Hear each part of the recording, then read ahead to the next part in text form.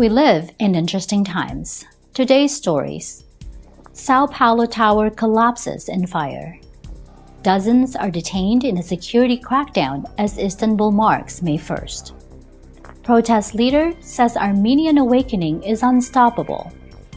US-backed force says it launches its final battle on Islamic State in East Syria. Myanmar urged to hold a proper probe into alleged atrocities. On his US-Mexico border visit, Pence says, "We've got to build a wall." Plus, the happy place puts a big smile on Los Angeles. Hello everyone, I'm Anna Cui, bringing you stories from around the globe, and this is Eagle News, Washington, D.C.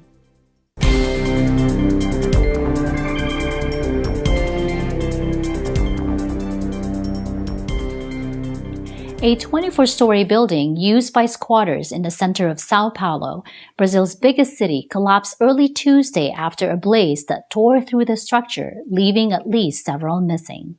Survivors describe waking in the night to find themselves surrounded by flames and escaping with their children before the tower turned to rubble. According to officials, scores of homeless families were occupying the building.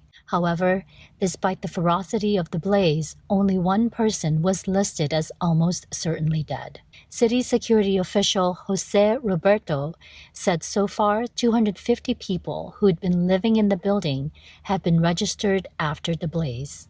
The fire began overnight and spread rapidly, turning the building into an inferno before it fell down. Dramatic pictures tweeted by the fire service showed flames shooting up the sides of the whole tower moments before it was reduced to a heap of smoking ruins. 57 vehicles and 160 firefighters were deployed to the scene, the department said. Fiquei na dúvida porque ele tinha pegado a minha filha ou não, a caçula. Ainda deu tempo para voltar. Deu uma voltada, olhei, bati nos colchão, não deu tempo para pegar nada, bati no colchão, vi que não tinha ninguém dentro de casa mais. Então desci atrás deles gritando, chamando o nome dele, né? Para ver se eles tinham descido. Eu imaginei. Istanbul police on Tuesday detained over 50 people and placed a security lockdown on the city as the Turkish metropolis marked a tense May Day. The annual workers' holiday has traditionally been a place for confrontation between protesters and police, but in recent years, the authorities have left nothing to chance by entirely barring access to key protest areas. The central Taksim Square was entirely barricaded off by police, with images taken from the air showing the usually thronged urban space deserted apart from officers. Authorities also barred access to the city's main shopping street, the pedestrianized Istiklal Avenue, which has in the past been the scene of protest marches. Reports said that almost all shops were closed the length of the street, and tradesmen would have to wait until the evening for the public to be allowed through. An AFP photographer said protesters seeking to defy the ban on demonstrations in Taksim by marching towards the square were roughly arrested, with police pinning detainees to the ground. The Anadolu news agency reported in total, police arrested 52 people in Istanbul. They were taken in buses for questioning. Meanwhile, thousands of people were taking part in officially sanctioned May 1 events in the Istanbul district of Maltepe at a vast meeting area. Similar events were taking place across the country, including the capital Ankara and Turkey's third city of Izmir. Önemli olan sokak, önemli olan fabrikalar, önemli olan işçi sınıfının talepleri, bu talepleri ne kadar kazandı. O sebepten bugün burası çok kıymetli. Yani o hal koşullarında grevleri yasaklanan işçi sınıfının bir nebze de olsa nefes aldığı, bir nebze de olsa taleplerini dile getirebildiği bir ortam. Political tensions are high in Turkey as the country prepares for snap parliamentary and presidential elections on June 24, where President Recep Tayyip Erdogan will be seeking a second term as head of state and a thumping parliamentary majority. Anadolu said that over 26,000 police were on duty in Istanbul, supported by 3 helicopters, 85 water cannon vehicles, and 67 armored vehicles. Armenia's opposition leader Nikol Pashinyan tells parliament that the Armenian people are in a period of awakening and that it is unstoppable as lawmakers prepare to vote on his candidacy for prime minister. At least 20,000 supporters of Armenia's opposition leader Nikol Pashinyan rallied in the center of the Armenian capital on Tuesday as he warned lawmakers in parliament of major unrest if they did not elect him prime minister. Heeding the 42-year-old's call to take to the streets, huge crowds gathered in and around the capital's Republic Square, clutching tricolor flags and watching a live video stream from the nail-biting special parliamentary session on a giant screen. Pashinyan told lawmakers in parliament there is information that former Presidents Serge Sarkisian and Robert Kocharyan, the famous tandem, are planning to take back power. Moscow-allied Armenia has been in the clutches of a severe political crisis for the past few weeks, with Sarkisian stepping down last week after a decade in power in the face of major protests in the impoverished South Caucasus nation. Pashinyan, who is the sole candidate for the post of prime minister, insists that only he can rid Armenia of corruption and poverty and conduct free and fair parliamentary elections. He, however, is a handful of votes short of a majority and lacks the crucial support of Sarkisian's ruling party to get elected. Speaking to his supporters in the early hour of Tuesday, Pashinyan said that the ruling party planned to derail the vote and urged hundreds of thousands to take to the streets. Up next, U.S.-backed force says it launches its final battle on Islamic State in East Syria. Myanmar urged to hold a proper probe into alleged atrocities. On his U.S.-Mexico border visit, Pence says, "We've got to build a wall." Eagle News Washington, D.C. will return in a moment.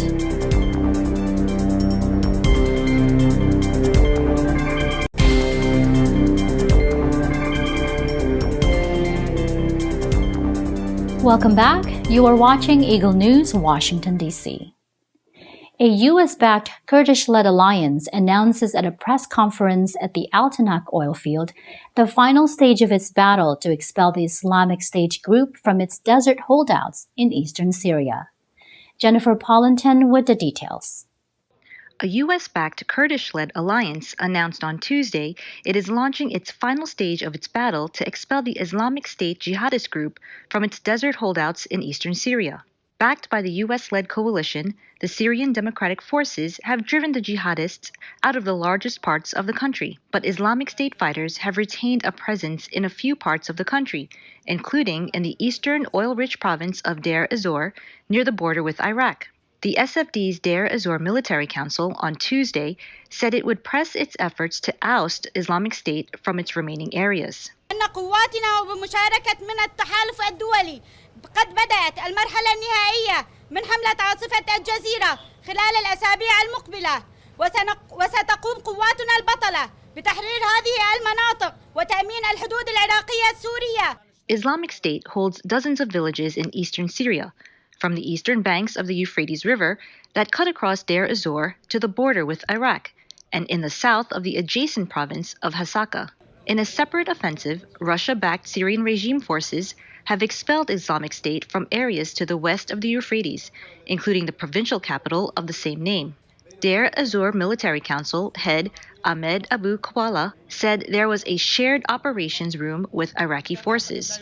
U.S. Defense Secretary Jim Mattis said last week French Special Operation Forces arrived in Syria last month to help boost U.S.-led efforts against Islamic State. Islamic State jihadists swept across large parts of Syria and neighboring Iraq in 2014, declaring a so-called caliphate in areas they controlled. But the jihadists have since lost much of that territory to various offensives in both countries.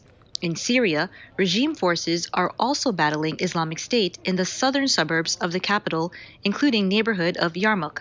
I'm Jennifer Pollington for Eagle News 1 with 25. Myanmar must hold a proper investigation into alleged atrocities against the Rohingya, a United Nations Security Council envoy said Tuesday, after the highest-level diplomatic visit to an area from which 700,000 members of the Muslim minority have been driven out. Angela Mendez with the details. Refugees and rights groups say Myanmar's army and vigilantes systematically raped and murdered civilians and torched villages during clearance operations in Rakhine State, ostensibly targeting Rohingya militants.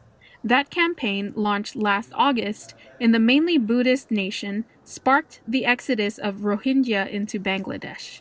During the 2-day trip to Myanmar, UN delegates traveled to Rakhine and also met both civilian leader Aung San Suu Kyi and Senior General Min Aung Hlaing, who heads an army accused by the UN of ethnic cleansing.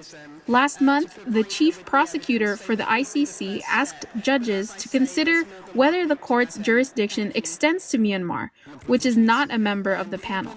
Pierce said Suu Kyi, pilloried outside her country for failing to speak up for the Rohingya, promised to undertake a proper investigation where evidence of atrocities were found. During his meeting late Monday with the UN envoys, Myanmar's army chief denied his forces had committed rape and other sexual abuses during the crackdown which he ordered. Rohingya women and girls in Bangladesh have provided consistent accounts of sexual violence, reports verified by conflict monitors. But Min Aung Hlaing said his forces have no such history of sexual abuse. Guaranteeing anyone found guilty of crimes would be punished, he said it is unacceptable according to the culture and religion of their country. For Eagle News, I am Angela Mendez, and I am 1 with 25. U.S. Vice President Mike Pence visits the border with Mexico as a caravan of immigrants prepares to claim asylum, saying they would try to advance their agenda for open borders and changes in the laws in the United States. Myla Simbolan reports. The simple reality is that this caravan and caravans that have come before are a result of individuals who are attempting to exploit the suffering of people in Central America to try and advance their agenda for open borders and to change the laws of the United States of America.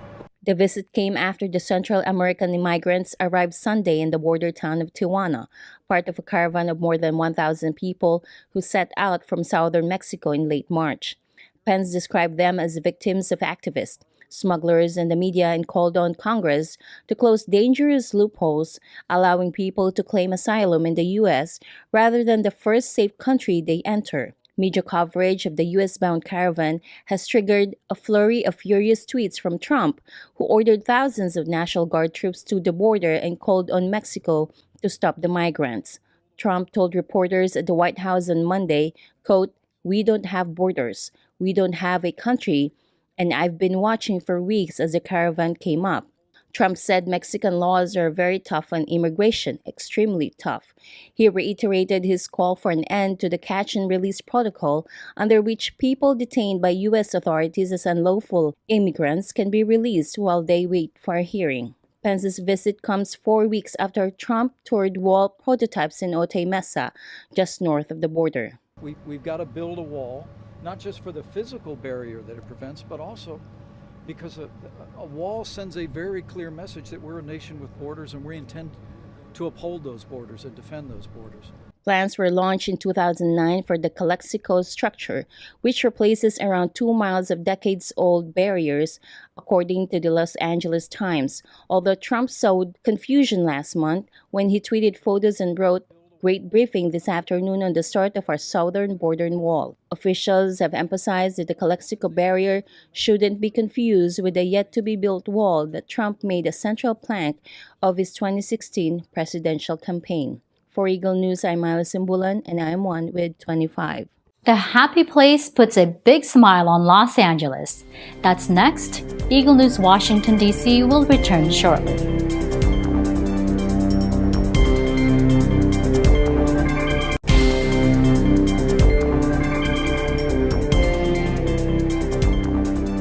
This is Eagle News, Washington, D.C. I'm Anna Kui. Ever heard of the concept, finding your happy place? In Los Angeles, those who wish to don't have to look very far. EBC's Ken Cruz takes us to the happy place as it puts huge smiles to those who visit. Take a look.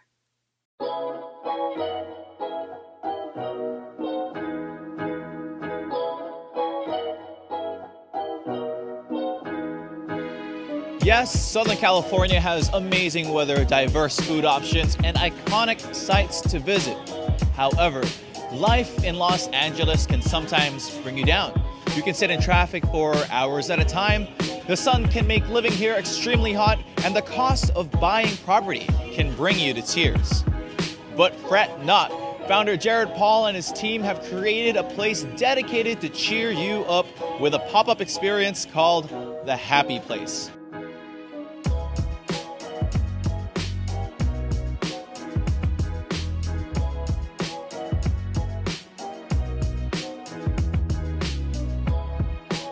Here with Jared Paul, the founder of The Happy Place. So Jared, tell me, what was the inspiration of The Happy Place? Well, it seems a little bit obvious now, but when we sat down and wanted to expand what we were doing in live entertainment, we just thought the world needed something to put a smile on their face. It's challenging out there. We watch the news. It's tough to have to continue to be reminded of the challenges in the world for people all over. I'm also a dad of 3 young boys, and I love taking them to immersive and fun experiences, a lot of the great museums in town. And so I kind of put those two things together and said it's time to do something that all that matters is putting a smile on people's faces, and that's what led to Happy Place. And what is next for you and your team, Jared? Well, to be honest, we're trying to focus on how a lot of work went into being able to figure out how to move Happy Place and then to be able to move it around the world. So I'm excited to be able to announce really soon our plans to, if you look on our socials, everyone's saying, come here, come there. So we're listening to that. So, it's a lot to do to focus on that. And of course, we have other businesses as well. But, the team here, the team that you get to meet today, they're focused on trying to bring happiness all over the world. Well, you did it to this customer here. I appreciate you bringing happiness to the town of Los Angeles once again, Jared. Thank you. We're happy to be back. I can't tell you what it feels like to have Happy Place opening in LA, and it would mean a lot to all of us, to everyone. Just come check it out. I guarantee you'll enjoy it and you'll leave here happier. Appreciate it.